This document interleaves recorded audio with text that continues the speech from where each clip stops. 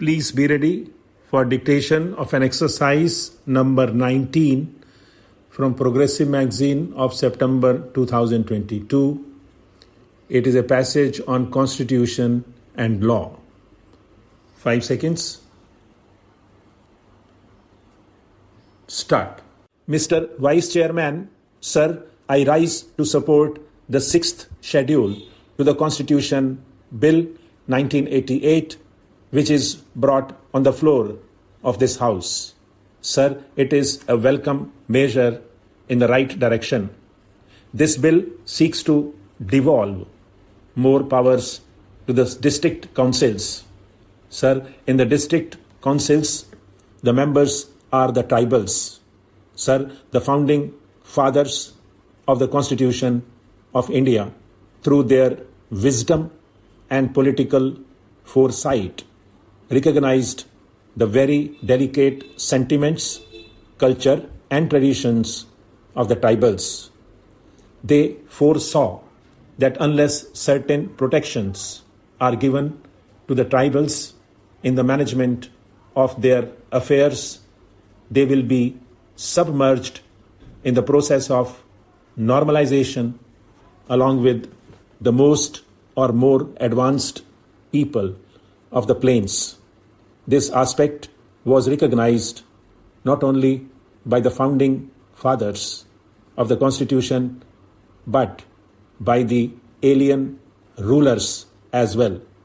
According to 1937 Act, certain areas of Assam in the northeastern region were kept excluded to be looked after by the governor. This was also a recognition to the very peculiar feature prevailing in the tribal areas. This was intended to protect the innocent tribals from being exploited by more advanced people of the plains. So, when the Constitution was drafted, this special provision was made to protect the interests of the tribals, particularly in the northeastern region. Sir, even before the drafting of the Constitution of India, the tribal in the northeastern region agitated and they showed their resentment that when the British leave the country, they should be kept in such a way that their culture and their tradition are safeguarded. When the subcommittee of the Constituent Assembly, in which Brother Basu was also a member, when they visited Kohima, they were told that the Nagas want a separate home. In other words, they do not want to lose their identities. They want to preserve their culture. They want to preserve their traditions. Similar is the case of Mizoram, Meghalaya, and other tribal areas. In this amendment, there are some features for which this House should not have an iota of doubts. If you just look at the face of the bill, a question would arise that when the entire state is predominantly tribal, why should we have tribal councils? That even among the tribals, there are some minorities within tribals who have to be cared. When we devolve powers in the district councils or at the grassroots levels, it clearly shows the intention of the government to extend the democratic process even at the grassroots level, so that this would give more opportunities to the people for deeper involvement in the scheme of things in the whole country.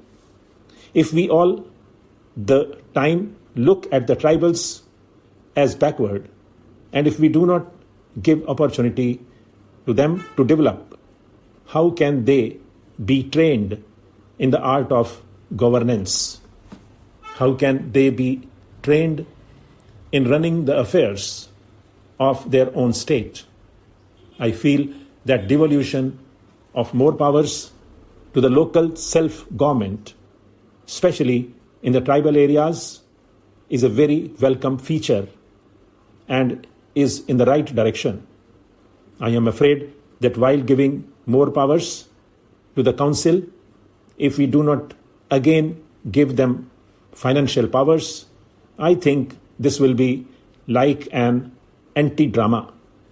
Without financial powers, how can they manage? Therefore, in the amendment, I think you have rightly given more financial powers for the management of the district councils. Now, a suspicion has arisen. If we do not allow the legislators to attend the district council, does it mean a distrust? I don't think so. Even if the governor has to use his discretion, he has to consult the Council of Ministers. Therefore, the question of misuse of discretionary power by the governor, I think, would not arise.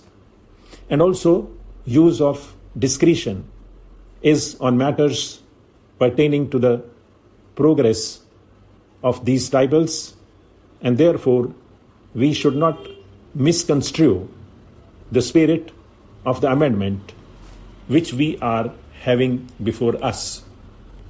In Tripura, the tribals are the real inhabitants, but because of historical reasons, because of political reasons, they are completely submerged by outside people, and therefore, especially for Tripura, a special provision to safeguard the interests of the tribals in matters of appointments, in matters of law, in matters of land, in matters of their traditions and customs shall have to be worked out.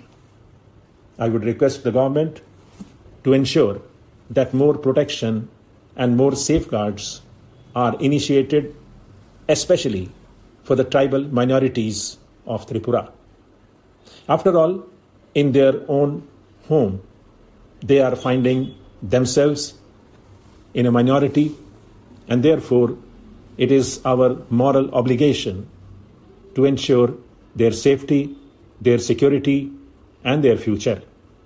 I do not want to dwell much on this. I only wish that the district council in Mizoram, which has been envisaged in this amending bill, works well. The agreement with Mr. Lal Denga also clearly indicate that protection would be given to these minorities, which is good. It for the people here. Stop.